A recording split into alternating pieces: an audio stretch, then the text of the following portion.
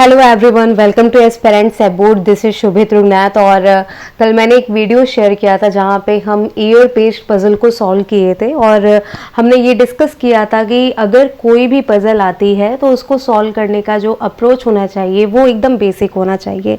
आपकी प्रैक्टिस पे निर्भर करता है कि आप कितनी जल्दी उसे सॉल्व करते हैं, बट जो अप्रोच होना चाहिए वो बेसिक अगर आप रखोगे तो क्लैरिटी ज़्यादा होती है। तो एक स्टूडेंट ने कहा था कि फ्लोर बेस्ड पजल भी एक बार हम करवाएं, तो बिल्कुल फ्लोर बेस्ड पजल आज के वीडियो में हम करने वाले हैं। एंड अगेन मैं यही कहूँगी कि आप ध्यान से देखिएगा कि किस तरीके से पजल को सॉल्व कर रहे हैं, क्या क्या पॉसिबिलिटीज़ आ रही हैं, कैसे हम उसे बना रहे हैं। क्वेश्चन आपके सामने है, 7 people live in an 8-story building. 8 floor की बिल्डिंग में 7 लोग रहते हैं। जब ये बात है तो इसका मतलब है कि एक फ्लोर यहाँ पे वैकेंट है। आगे दिया भी है, 1 person lives on 1 floor, the ground floor is numbered 1 and the top floor is numbered 8, one of the floors is vacant। एक जो फ्लोर है वो क्या है, वैकेंट है। तो ये इंफॉर्मेशन आपको क्वेश्चन के द्वारा दी गई है, तो इसके आधार पे सबसे पहले आप स्ट्रक्चर बनाओगे कि 8 स्टोरी बिल्डिंग है। तो ये हो गया, 8 हो गया आपका, और 8 के बाद फिर 7 हो गया। इस तरीके से सबसे पहले आप बनाओगे। 6 हो गया, और फिर आपका 5 हो गया, ये आपका 4 हो गया, फिर 3 हो गया, 2 हो गया, और फिर आपका 1 हो गया। तो सबसे पहले तो आपको ये समझना है कि इस तरीके से स्ट्रक्चर आप बना लोगे। देखो मेरी ड्राइंग बहुत ही ज़्यादा बेकार है, इसलिए लाइन वाइन बहुत अच्छी और सीधी मेरे से नहीं ड्रॉ हो पाती है, ठीक है। तो इसके लिए प्लीज़ एक्सक्यूज़ मी। बट चलिए अब हम लोग क्वेश्चन को सॉल्व करते हैं, ठीक है। ये चीज़ें कहाँ मैटर करती हैं। सबसे पहली लाइन कह रही है, R lives on an odd number floor below the 5th floor. ये लाइन हमें इंफॉर्मेशन दे रही है, पक्की इंफॉर्मेशन दे रही है कि 5वें फ्लोर के नीचे किसी ऑड नंबर फ्लोर पे आर रहता है। अब 5th फ्लोर तो होगा नहीं ऑड में, क्योंकि 5th के नीचे रहता है। तो बचा क्या, एक ऑप्शन आपका बचा 3rd फ्लोर और एक आपका बचा 1st फ्लोर। मतलब जो आर है वो या तो 3rd फ्लोर पे रहेगा और या तो वो जो आर है वो आपका 1st फ्लोर पे रहेगा। यही पे आपकी दो पॉसिबिलिटी है, तो आप दोनों बना लो, क्या दिक्कत है। या तो आर 3rd पे रहेगा, इससे ज्यादा तो है नहीं, या तो आर 3rd पे, या तो 1st पे, सॉरी ये 2nd पे नहीं, 1st पे या तो होगा, क्योंकि इन्हीं दोनों के बारे में यहाँ पे बात हुई है, ठीक है भाई। तो ये आपका, इसको हटाएंगे, एक सेकेंड, सेकेंड से आर को हटा देंगे। आर या तो 1st पे रहेगा या तो 3rd पे रहेगा, सिंपल सी बात। आगे बढ़ते हैं। There are 3 floors between R and G. आराम से बना लो। अब देखो नीचे तो बन नहीं सकता। और एक बात बहुत हमें ध्यान देना है, जब भी आप ये वैकेंट वाला क्वेश्चन सॉल्व करिएगा तो ये जरूर ध्यान दे दीजिएगा कि ये क्या कह रहा है। ये कह रहा है there are 3 floors between R and G, कि आर और जी के बीच में 3 फ्लोर हैं। यहाँ ये भी लिखा हो सकता था there are 3 person between R and G. और अगर वैकेंट वाला क्वेश्चन है तो ये बहुत मैटर करता है कि वहां पे क्या लिखा है, फ्लोर लिखा है या पर्सन लिखा है। अगर लिखा होता कि there are 3 person living between R and G, तो इसका मतलब होता कि आर एंड जी के बीच में 4 फ्लोर भी हो सकते थे, जिसमें से एक फ्लोर वैकेंट हो सकता था, बाकी के 3 पे कोई रह सकता था। तो इस तरीके से भी ये हो सकता है, लेकिन यहाँ पे फ्लोर लिखा है, मतलब कि 3 फ्लोर्स हैं उनके बीच में। किसके बीच में, आर एंड जी। तो पहली वाली पॉसिबिलिटी जो है उसमें देखो नीचे तो हो नहीं सकता है, क्योंकि आर के नीचे आप देख रहे हो जगह ही नहीं है ना, क्लियर है। तो कहाँ पे होगा, वो ऊपर ही हो सकता है। तो 1 2 3 को छोड़ के आप यहाँ पे जी को बैठाए। सिमिलरली सेकंड में भी 1 2 3 को छोड़ के आप यहाँ पे जी को बैठाओ। दोनों ही केसेस में 3 फ्लोर का अंतर हमने दे दिया। नेक्स्ट कह रहा है कि one of the floors above G is vacant. G के ऊपर का कोई फ्लोर वैकेंट है। तो पहले वाली पॉसिबिलिटी में तो अब जी के ऊपर 8 ही बचा है, तो इसका मतलब 8 इनके हिसाब से वैकेंट है। सेकेंड पॉसिबिलिटीज में आप यहाँ पे देख रहे हो जी के ऊपर 6th भी है, 7th भी है और 8th भी है। कोई एक जो है वो क्या होगा, वैकेंट होगा, ठीक है। मतलब 6th फ्लोर भी वैकेंट हो सकता है, 7th फ्लोर भी हो सकता है, 8 भी हो सकता है सेकंड वाली पॉसिबिलिटी में। तो बेटर है कि हम थोड़ा सा आगे पढ़े, हेल्प मिल सकती है। वरना आप यहाँ पे भी चाहो तो कर सकते हो। ये नहीं कह रही मैम अब क्या पॉसिबिलिटी नहीं बनी, बिल्कुल मन करे तो बनाओ। आप इसमें इसको वैकेंट रख दो, 6 को वैकेंट रख दो, मन करे तो बनाओ, ठीक है। इसमें आप क्या रखो, 7 को वैकेंट कर दो। अगर जल्दी जल्दी बना सकते हो तो बनाओ। जी को यहीं पे रखो, आर को यही रखो, 7 को वैकेंट कर दो। लेकिन वही है, ज्यादा बनाना पड़ेगा। तो बेटर है कि हम 1 2 लाइन आगे पढ़ ले तो शायद ये बनाना ना पड़े।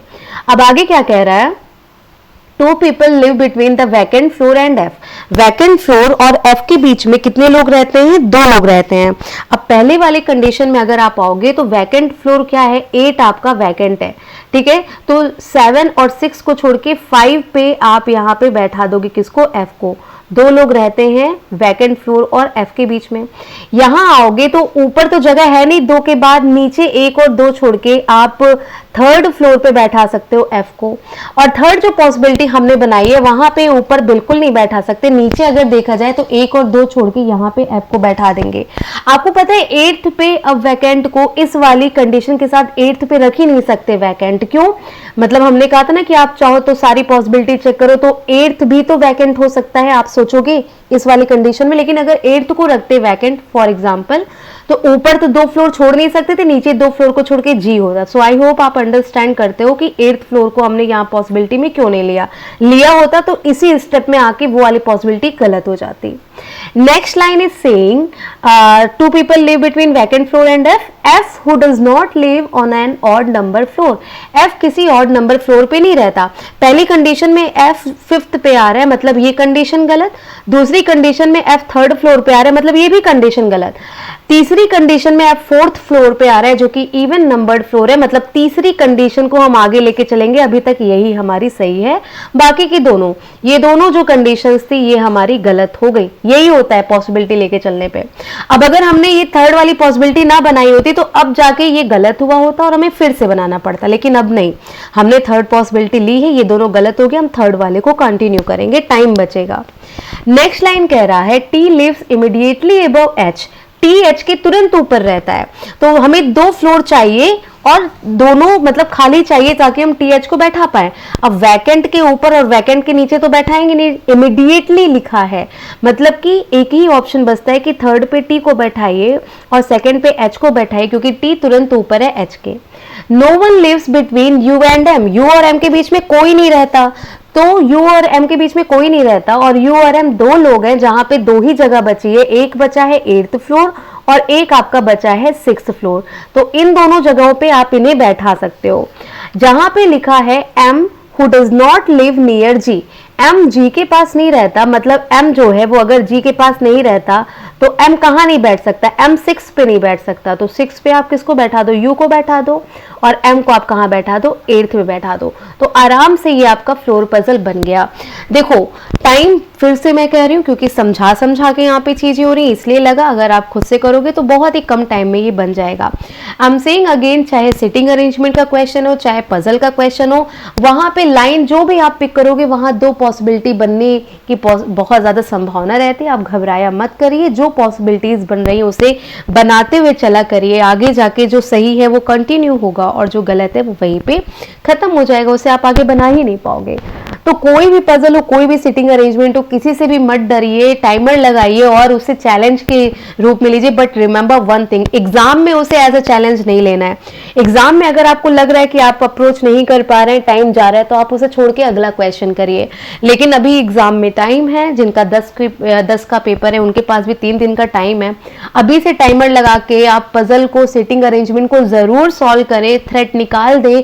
ट्रस्ट मी, 35 आउट ऑफ 35 आप कर सकते हो रीजनिंग में easily.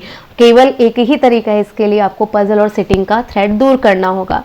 So guys, I hope ये वीडियो आपके लिए हेल्पफुल थी। वन मोर थिंग कि मैं कोई भी रैंडम पजल पिक कर लेती हूँ, तो अगर आपके पास कोई स्पेशली पजल है जो आपको लगता है कि मुझे इसका सॉल्यूशन जानना है, तो आप उस पजल को हमें मेल कर सकते हैं, ठीक है।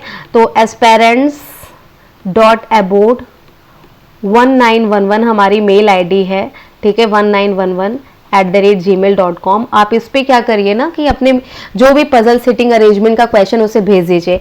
अब देखो कुछ खुरापाती स्टूडेंट्स भी होते हैं, अब ये नहीं कि कोई पजल की एक आख लाइन ही उड़ा के भेज दी। एक स्टूडेंट्स थी हमारी, मैं नाम नहीं लूंगी, सो आई डोंट नो कि उसे क्या प्रूव करना था, but she asked me a question और उसने पजल की लाइन पूरी नहीं भेजी।